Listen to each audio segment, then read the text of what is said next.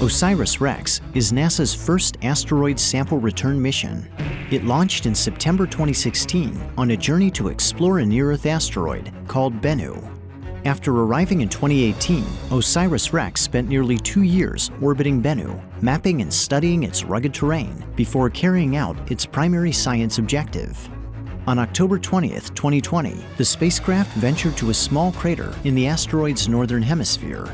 It dodged jagged rocks and towering boulders and plunged its arm into the loose surface, excavating 6 tons of debris while collecting about 250 grams of material. OSIRIS-REx stowed its bounty and closed its sample return capsule. It bid farewell to Bennu in May 2021, embarking on a 1.2 billion-mile cruise back to Earth. Now, 2 years and 4 months after leaving Bennu, OSIRIS-REx is closing in on the place where its journey began.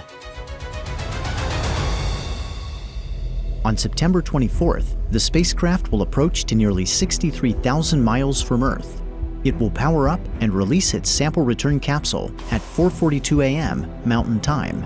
The capsule must be jettisoned within a narrow time frame and at just the right angle to hit its target, an area of roughly 250 square miles in Utah's West Desert. Once the capsule is away, OSIRIS-REx will fire its thrusters to avoid colliding with Earth. At 8:42 a.m., the capsule will streak into the atmosphere at a blistering 27,000 miles per hour. It will race across the western U.S. and begin to glow with heat, allowing infrared trackers on the ground to chart its progress. As it pushes deeper into the atmosphere, the capsule will rapidly decelerate, subjecting the Bennu samples to a punishing 32 Gs. About 2 minutes after entry, it will slow to Mach 1.4 and deploy its drogue parachute, stabilizing its descent.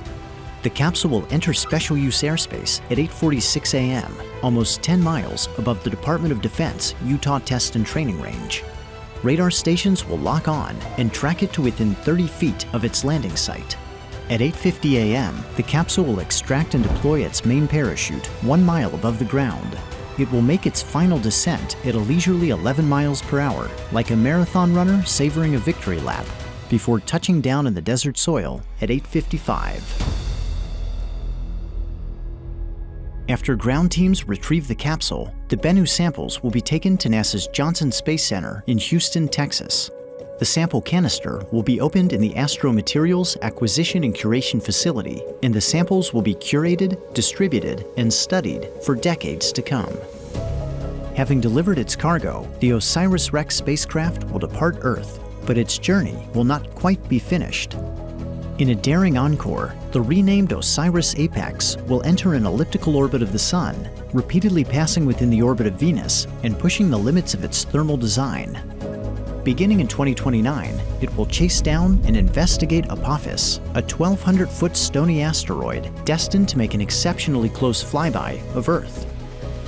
After 13 years in deep space, at the start of a new decade, alone on a new world, the journey will continue.